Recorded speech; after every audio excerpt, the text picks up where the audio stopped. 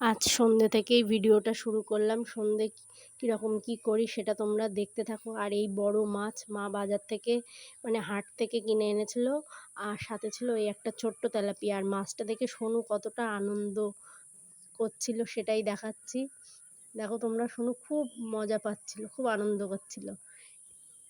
আর সন্ধ্যের ভিডিওটা বেশিরভাগ টাইমেই আমার দেওয়া হয় না, দিনে দুপুর বিকাল পর্যন্তই দেওয়া হয়। তো সবাই কেমন আছো? মুনলাইট নতুন একটি ব্লগে সকলকে স্বাগত জানাই। আর যে যেখান থেকেই আমার ভিডিওটা দেখছো সকলকে বলবো যে অবশ্যই আমার চ্যানেলটিকে লাইক করবে, কমেন্ট করবে আর শেয়ার করতে ভুলবে না। আর কেমন লাগছে সেটা কমেন্টের মাধ্যমে আমাকে জানাবে। আর যারা নতুন বন্ধু তাদেরকে বলবো অবশ্যই চ্যানেলটা সাবস্ক্রাইব করতে, বিভিন্ন ধরনের টিপস বা ব্লগগুলো দেখার জন্য।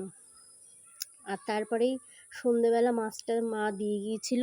মা বলেছে যে মাছটা কাটার জন্য। এবার সোনু প্রচণ্ড পরিমাণে জ্বালাতন করছিল। মাছটা দেখে যেমন আনন্দ পাচ্ছিল, সোনু ওটার সামনে যদি আমি ওর কাটি তাহলে ও এসে আমাকে কাটতেই দেবে না, বারবার আসবে। তাই আমি ওকে ওই যে দরজাটা গেটটা দিয়ে দিয়েছিলাম, দিয়েই আমি কাটছিলাম। তারপর ওর একজন মামি এসে ওকে নিয়ে খেলছিল, আর ও তারপর খেলা করতে করতে ভুলে গিয়েছিল, আর আমি সেই সময়ে মাছটা কাটছিলাম। আমাদের বেশিরভাগ হাটে ভালো মাছ পাওয়া যায়। এটা কিন্তু পুকুরের মাছ, আর সেই জন্যই মা নিয়েছিল। বড় মাছ আর পুকুরের জ্যান্ত মাছ হলে সোনু সেটা খেতে পারে। আর যদি কোনো নোনা জাতীয় মাছ হয় সেটা সোনুকে দেওয়া হবে না, এই গরমের জন্য আমাদেরও খারাপ।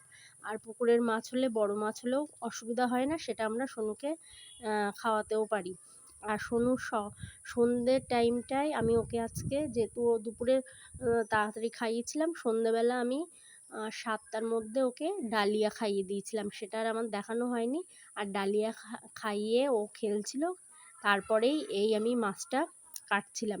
এরকম বড় মাছ হলে আমাদের খুব অসুবিধা হয়, কাটতে একটু সমস্যা হয়, কিন্তু আস্তে আস্তে যদি কাটা হয় মনে হয় সেটা বাজার থেকে কেটে নিয়ে আসার থেকে বাড়িতে কাটা ভালো।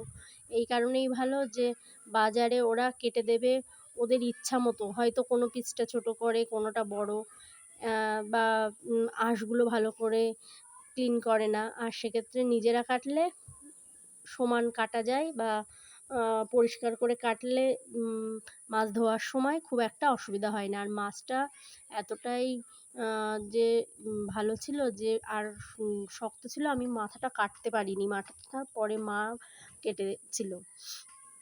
আর তারপরে এই সকালে চলে আসলাম। সকালে এসে ভাইয়ের ঘরটা গুছিয়ে নিচ্ছি, আর ভাইয়ের ঘরের জানলা টাল্লা খুলে দিলাম। আমরা বেশিরভাগ ঘরে না ঘুমিয়ে বারান্দাতেই ঘুমাই প্রচণ্ড গরমের কারণে, আর সেই জন্য জানলাগুলো খোলাই থাকে। আবার হয়তো মাঝে মধ্যে ভাই রাত্রেবেলা এসে মানে ভোরের টাইমটা এসে ঘরেও ঘুমায়, এমনও হয়। আর তারপর এই সমস্ত কাজগুলো ক্লিন করে নেব। আজকে একটু আস্তে আস্তেই ধীর স্বস্তিতে করা হচ্ছে। কালকে প্রচণ্ড তাড়াহুড়োয় কাজগুলো করা হয়েছিল, কালকে সবটা একা হাতে করতে হয়েছিল, সেই জন্য আজকে একটু ধীর গতিতেই কাজটা করছি। আর সোনু কিন্তু উঠে গেছে, সোনু ওঠার পর এই কাজগুলো আমি সেরে নিচ্ছি। আর তোমরা আমার এই কাজগুলো দেখতে থাকো, কেমন লাগে জানাবে। আর আমি এই কাজটা করছি, আর সোনু উঠে গেছে। সোনুকে দেখছিলাম যে সোনু কী করছে। ও বাইরে চলে যেতে পারে কিংবা ও পড়ে যেতে পারে, সেই কারণে ওকে দেখছি আর এই কাজগুলো করছি। আর আরেকদিকে মা ওই রান্নার কাজগুলো ও সেরে নিচ্ছে। আর এটা আমাদের ডাইনিং কাম একজন ঘুমাতে পারবে এইরকম একটা বেড রাখা আছে। আর এখানে বেশিরভাগ আউট জিনিসগুলোই রাখা হয়। ওই যে একটা বাক্স আছে, ওগুলোতে শীতের বস্ত্র, কাঁথা বা ব্ল্যাঙ্কেট, এই সমস্ত জিনিসগুলো ওখানে রাখা হয়। আর এই ঘরটায় খুব একটা আসা হয় না, এই ঘরটায় বেশিরভাগ কোনো আত্মীয় গেস্ট আসলে তখনই এই ঘরটা ইউজে হয়। আর আমরা যেহেতু মানে জনসংখ্যা কম, তিনজন, আমি আমাকে ধরে তিনজন আর ভাই আর মা।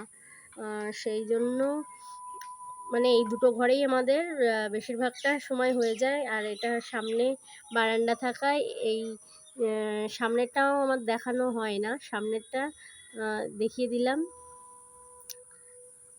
আর সোনু ওদিকে কিন্তু খেলা করছিল, সোনুর সঙ্গে খেলা করছি, এটা ওটা বলছি, বলতে বলতে আমি এইগুলো ক্লিন করছিলাম।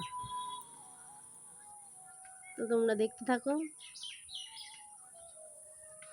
আর আজকে এই ক্যামেরাটা একটু অন্যভাবেই করলাম, কারণ অন্যদিন অন্যরকমভাবে থাকে। আর সোনু এতটা জ্বালাতন করে, তোমরা দেখতেই পাচ্ছ যে খাটটায় কি অবস্থা। প্রতিদিনই কিন্তু ক্লিন করা হয়, তারপরেও মানে কতটা সেই জমে রয়েছে, দেখে মনে হচ্ছে কতটা নোংরা, কিন্তু প্রত্যহ ক্লিন করা হয়। প্লাস হচ্ছে ওখানে আর এইগুলো গোছানো হলেও সোনু সমস্তটাই আবার ফেলে দেয় বা উল্টে পাল্টে দেয়, সেগুলো আবার গোছাতে হয়। এই জন্য কাজটা আরও বেশি হয়ে যায়, যে একবার গোছানোর পরেও সেগুলো সোনু, যেমন আমি সোনুর যে জিনিসগুলো ওর বাস্কেটে নিয়ে এসেছিলাম, আজকে সেই সমস্তগুলো ও ফেলে দিয়েছে। আর ফেলে ও ওর মতো করে সেইগুলোই নিয়ে জামা টামা নিয়ে খেলছে। শুধু খেলছিল, এটার মধ্যেই যে হয়ে যেত তা নয়। ও খেলতে খেলতে আমি আবার ওখান দিয়ে জিনিসগুলো নিয়ে প্রত্যেকটা জিনিস ভাঁজ করছিলাম, ও আমার কাছ থেকে নিয়ে সেইগুলো আবার খুলে দিচ্ছিল। এর ফলে আরও কাজটা বেশি হয়ে যায়। আর এই তারপরে একটু ক্লিনিং করে নিচ্ছি। সকালে এখন এতটাই গরম পড়েছে যে কোনো কিছুই ভালো লাগে না। মানে কাজের সেই চাপ না থাকলে, তাড়াহুড়ো না থাকলে মন মেজাজটা ভালো থাকে না।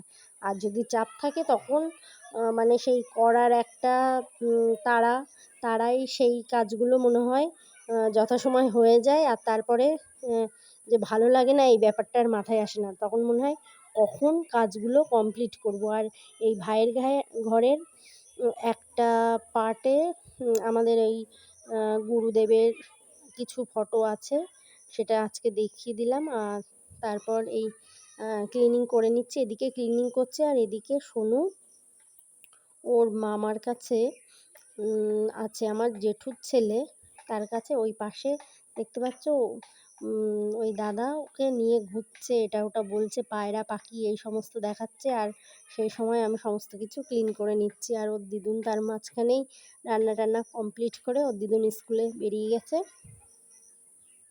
দিদুনের সকালে স্কুল থাকে। আর তারপরেই আমি এই সমস্ত কমপ্লিট করে হাতটা ভালো করে ক্লিন করে দেখিয়ে দিচ্ছি আজকে রান্নায় আমাদের কি মেনু হয়েছিল। আর কালকে যে রাত্রে সন্ধেবেলা যে মাছটা আনা ছিল, সেই মাছটা আর খাওয়া হয়নি, কারণ তারা ওই দিনই সকালবেলা ভাই আবার রুই মাছ এনেছিল, তাই সেই মাছে আমাদের ওই দিন হয়ে গিয়েছিল। আর এই হলো কচুরমুখী অনেকে বলে, গুঁড়ি কচু বলে, যে যেটাই বলো, সেই কচু আর পুঁই শাকের ডাঁটা দিয়ে মাছের ঝোল ছিল আর ভাত ছিল। এই আর আমি সোনুর জন্য ভাত বেড়ে নিচ্ছি। আর আমারও খুব মানে প্রচণ্ড কষ্ট হচ্ছিল, তাই ভাবলাম একেবারে সোনুর থালাতেই বেশি করে নিয়ে নিই, কারণ এই যেখানে ডাইনিং টেবিল আছে আবার এখানে আসতে হবে, এখানে রেখে গেছে মা সব কিছু গুছিয়ে, নাহলে সোনু এগুলো খুলবে, লাগাবে, এই করবে। সেই জন্য মা একেবারে এক সাইড করে গেছে। আর এই আমি নিয়ে নিচ্ছি, মাছ তুলে নিচ্ছি, তরকারিও নিয়ে নিচ্ছি। এটা কিন্তু সোনুকে খাওয়াবো না, একটা সাইড করে নিলাম। আর ওর সোনুকে খাওয়াবো আমি। কচুটা আমি এখনও ওকে কখনো দেইনি, ওকে দেবো আজকে কুমড়োর তরকারি ছিল, কুমড়ো আলু পুঁই শাকের ডাঁটা দিয়ে একটা তরকারি করেছিল। আর ছিল ওর জন্য মাছ ভেজে দিয়ে গেছিলো কালকে। মাছ ভাজা দিয়ে মা বলেছিল একবার খাইয়ে দেখতে পারিস কেমন লাগে।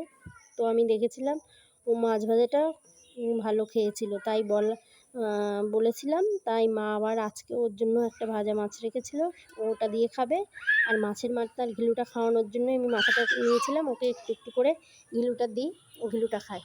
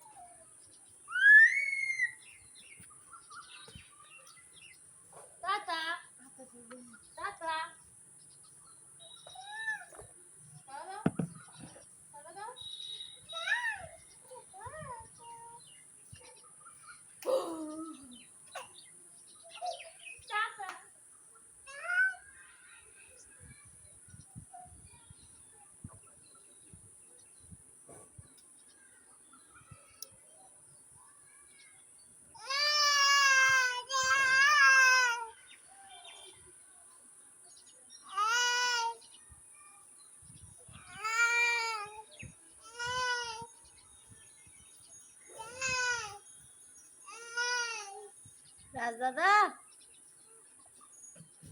ও রাজ দাদা, রাজ দাদা, রাজ দাদা,